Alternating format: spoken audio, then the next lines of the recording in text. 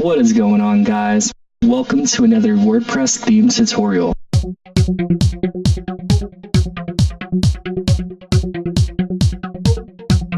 So in this tutorial, I'm going to show you how to set up a development environment on a local server so that we can start developing WordPress themes right away.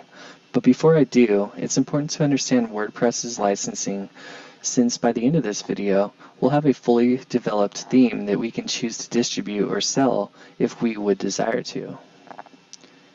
When we install WordPress on our local host or server, that installation of WordPress is licensed under a general public license, a distribution license that basically gives us the right to do whatever the hell we wish with the software. We can run the program for any purpose.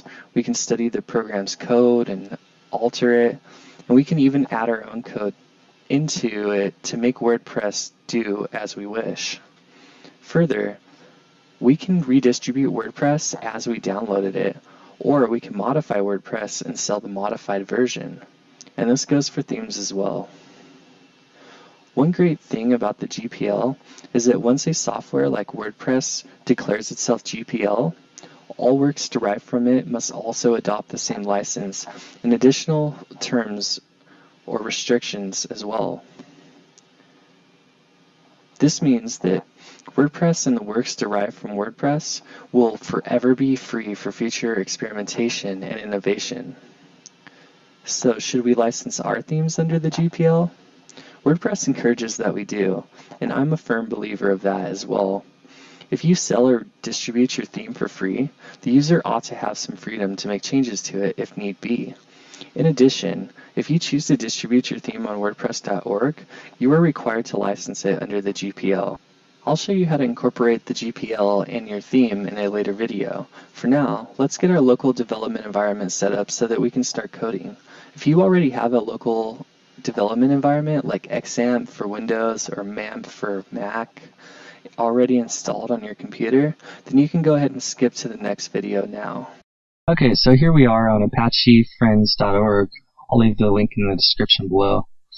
And here's where we can download our local server.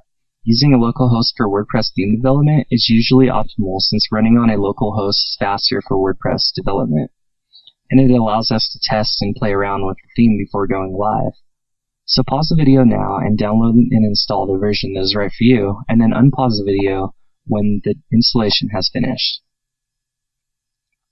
Okay, so now that we have downloaded and installed XAMPP, we need to download and install WordPress. So pause the video now and head on over to wordpress.org/download and download the latest version of WordPress. Then unpause the video when you're ready to install it. The link to it is also at the bottom of this video. I'm going to do that now. So now that we have downloaded and installed XAMPP and downloaded WordPress, it's time to put WordPress into XAMPP. So right here I have on the right side the WordPress installation that I found in the download folder. On the left side, I'm going to locate the XAMPP folder. So we go to our local disk C, scroll down until you find XAMPP, open that up, and then scroll down until you find htdocs, which is this folder right here. Open that up and slide WordPress into it. Okay, so now you can see that in our XAMPP htdocs folder, WordPress is now installed and it's in the right location. Just a quick note, I want to show you where we're going to put our themes. So if you open up the WordPress folder, go to WP Content, and inside WP Content is the folder Themes. Here there's already 3 themes installed, the 2015, 2017, 2016. This is where we're going to install our themes. In the next video, we're going to start jumping into the theme basics, so this is going to be really exciting. Stay tuned.